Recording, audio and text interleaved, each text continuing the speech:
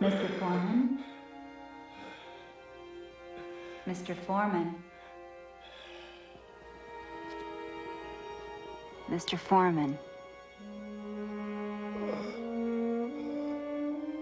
Don't try to talk. Here, drink this.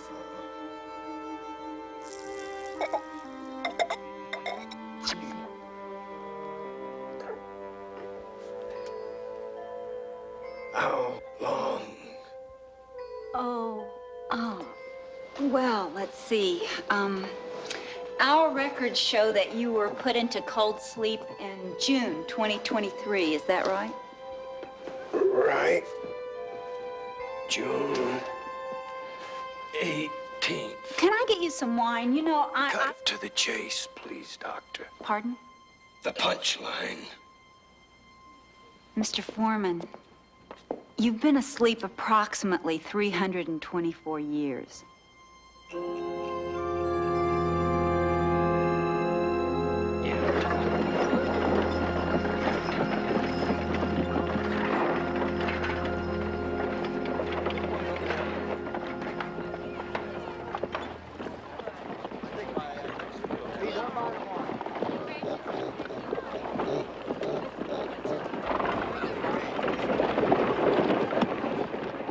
I don't understand. Why was I brought way out here? Why wasn't I taken to a city? Look, I know this is all coming very hard and fast for you, but you have to realize there are no cities, not like you remember them. There are no cities or freeways or factories. Come on. It can't all be like this. 300 years. And so little progress.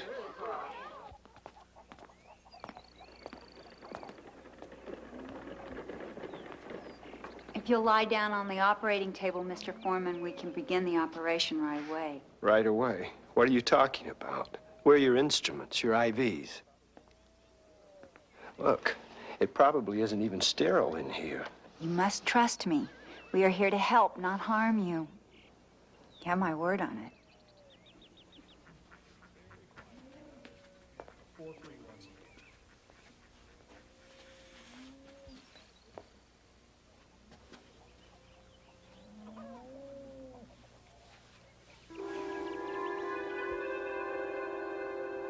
No pain, Mr. Foreman. You'll feel no pain at all. I'll take the pain for you. Sarah?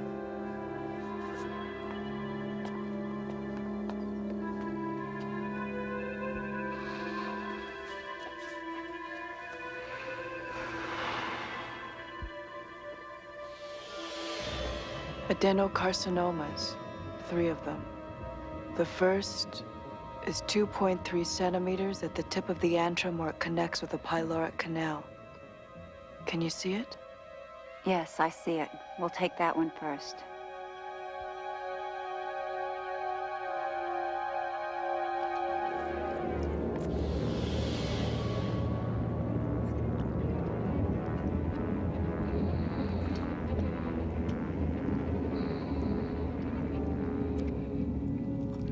I can change the molecular density of my hand so that it's out of phase with normal matter.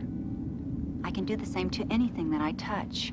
Irene, can you give me a closer scan of the tip of the pylorus, please? There we are. Prepare for excision.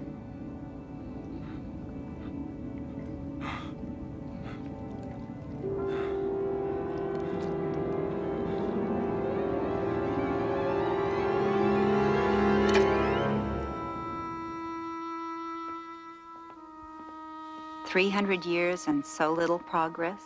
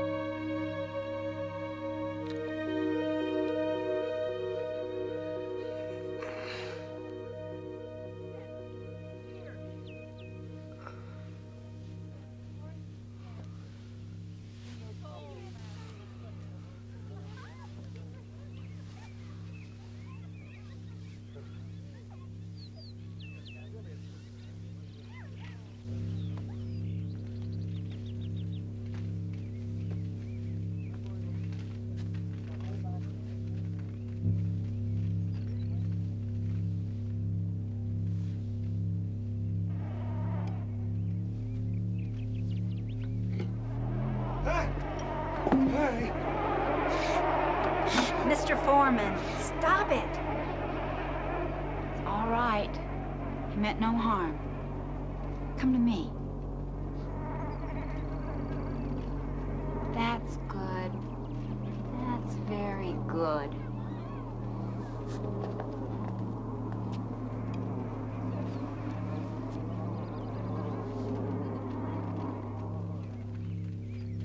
It's all right. There's no harm done.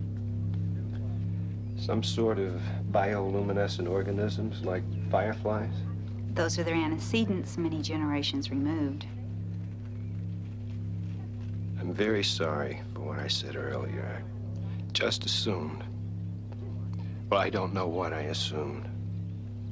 But I was wrong, and I would like to thank you for saving my life.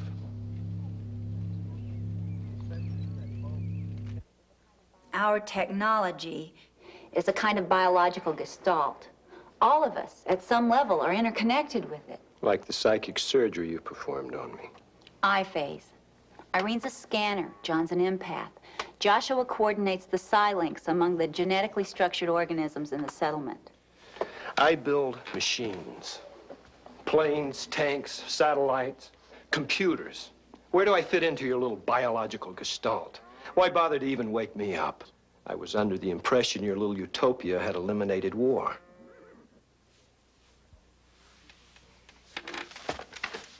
We can answer all your questions in our computer room. Would you come with me?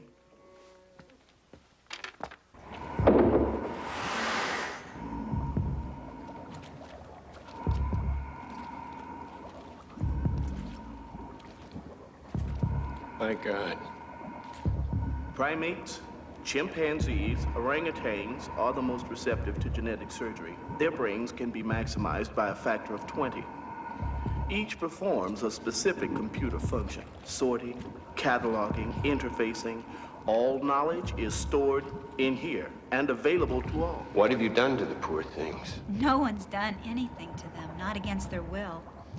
When they're young, one of our scanners makes a psi link and shows them the choices open to them. Some of them choose a normal existence, others choose knowledge. They are the caretakers of our thoughts, and their world is a much larger one than any one of us could ever hope to have. I'll never understand this. Any of it. Why did you bring me here? Just to see this? 3 weeks ago, our scanners picked up an image from deep space. That image is stored here. Just open your mind to it. Create a pause, a space between thoughts. Let the image take that space. According to its trajectory, it'll hit somewhere on the Indian subcontinent. The result, disastrous earthquakes, tidal waves. Terrible climactic changes for the entire planet. What can I do about that? Several of the particle beam satellites you designed are still in Earth's orbit, still probably operational, if you can reestablish telemetry with them. Yes. Shatter the meteor while it's in space, and the smaller pieces will burn up on entry into the atmosphere. Yes, I can. But wait a minute. If you hadn't needed me, would I still be on ice in some damn vault 2 miles underground? Probably so. Of all the selfish... Matthew, no, you don't understand. This is why we couldn't risk bringing you out otherwise.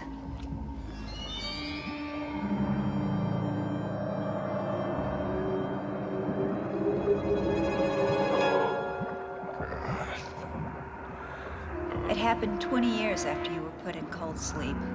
A limited exchange, they called it. Only 6 missiles fired by each side, but sufficient to wipe out 80% of the world's population. 300 years later, less than 200,000 human beings on the face of the earth. Machines, Mr. Foreman. We put all our trust in them, but no more. Each of us is a part of our technology. Each of us has a say in our own destiny. We'll never let technology do to our world what it did to yours. Some of these electronics components you people dug up are over 3.5 centuries old. I can't guarantee how long we'll transmit before the system crashes. Well, once one of the scanners gives you the coordinates, you won't need to transmit for very long. Okay. Let's see if there's anything up there to activate. Sarah, would you hand me that light pin?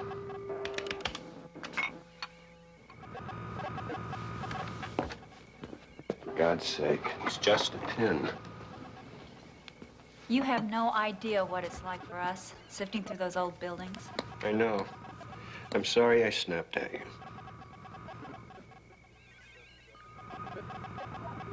Something's up there.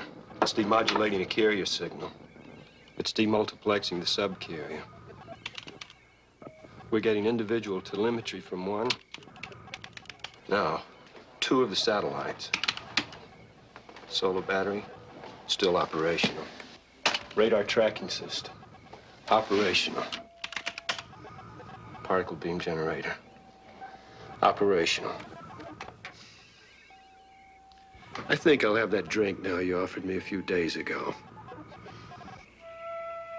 I can't remember ever seeing so many stars before. The sky only started to clear up about 100 years ago. Until then, the nuclear winter took 50% of our light. We had to make do with bioluminescence. They seem so close. You can almost touch them. That's why I started in aerospace to begin with. Someday, I thought, we'll be up there among the stars. And I wanted to help us get there.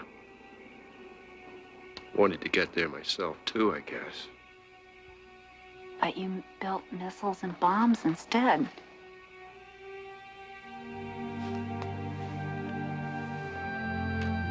You do it because you convince yourself that it's necessary.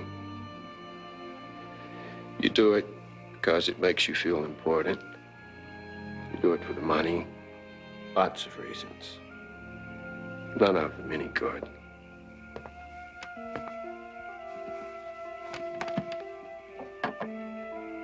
Don't your people ever regret, Sarah? The humankind will never reach the stars now. Your technology, you can't. I mean, you can't build organic spacecraft, can you? We explore space with our minds, Matthew, as easily as you ever did with your machines. Our astral bodies have walked on 1,000 planets, worlds so inhospitable to human life that your spacecraft couldn't even have landed there.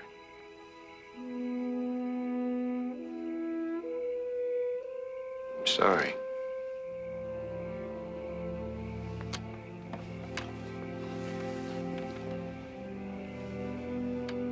I'm just an old fool with old ideas. No, you're just a man adjusting to a new world and new ideas. I'll never fit in here, Sarah. I'll never be able to do with my mind what you do with... Yes, you can. Matthew, we can perform psionic surgery on you, give you the same abilities that we have. You'll be able to explore worlds that you've never even dreamt of. It's more than that. You have a common history, a common bond. I'll never be able to share in that.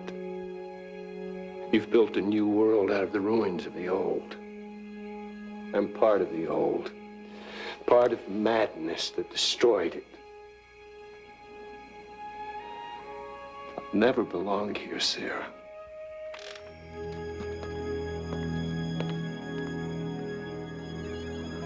It's coming in on a heading of 4 hours, 30 minutes, 20 seconds declination. 5 hours, 18 minutes, 9 seconds right ascension. Presently at a distance of 14,000 kilometers from Earth. It's entering the tracking range of the satellite now. The onboard radar is locked onto the target. Particle beam generator will activate at a distance of 9,400 kilometers from Earth. All set.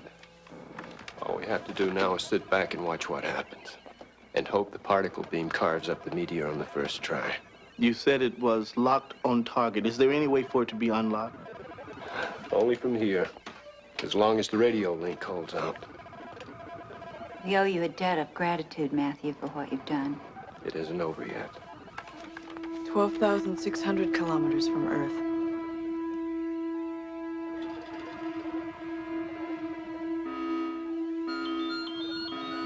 What the? I don't... Something wrong, Mr. Foreman? Meteor. It seems to be decreasing incrementally as it approaches Earth. It's almost as though it's decelerating.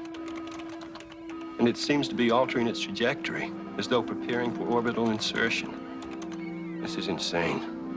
Meteors don't make bloody course corrections. They don't decelerate, and they don't...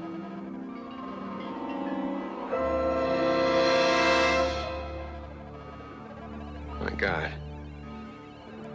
What an idiot I've been. You're telepaths.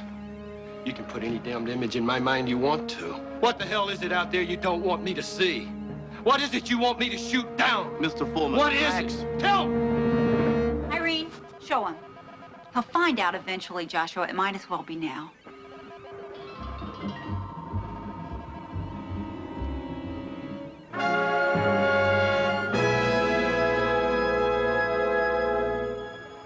Oh, my God.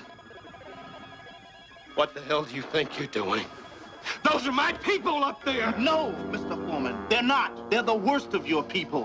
When the war started, the ship was being prepared. People were being mobilized. 1,000 people, military, politicians, the ones who started the war. They were planning their escape, their arc. No. The time dilation effect, don't you see? Time slowed down for No. them. 300 years was like 5 or 10. They thought they could come back when the radiation died down. You're lying. They No, wouldn't have done it. They did. No. They did, Mr. Foreman. You're lying. They did, Mr. Foreman. No. They did. No. Ah.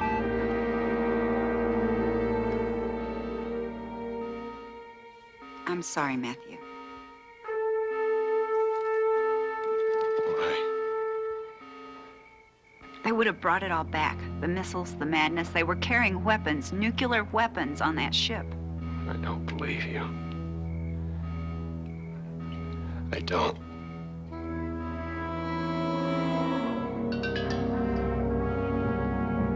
My God.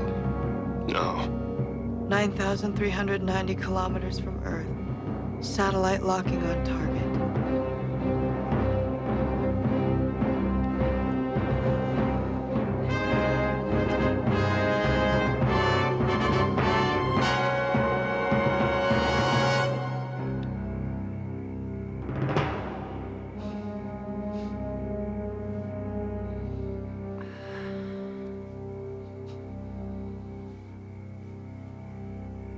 There was a nuclear explosion. They did have weapons on board. My God. What have I done? You saved us, Matthew. Saved us from a madness and infection. 1,000 people. 1,000 criminals. You were an instrument of justice, Mr. Foreman, that's all. But what about me? Now that I've done your dirty work, am I an infection too? Do I die also? Or do you just put me in cold sleep? In quarantine? No, of course not. You're one of us now. One of you. How? What do we have in common? Guilt. You share our guilt in what we did today. What we had to do.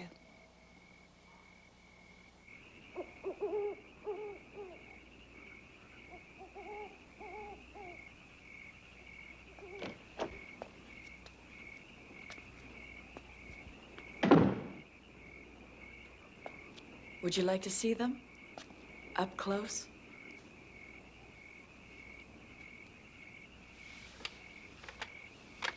I don't think I deserve to. As Sarah said, Mr. Foreman, you're one of us now. You deserve to be a part of what we are. I'm sorry. I can't.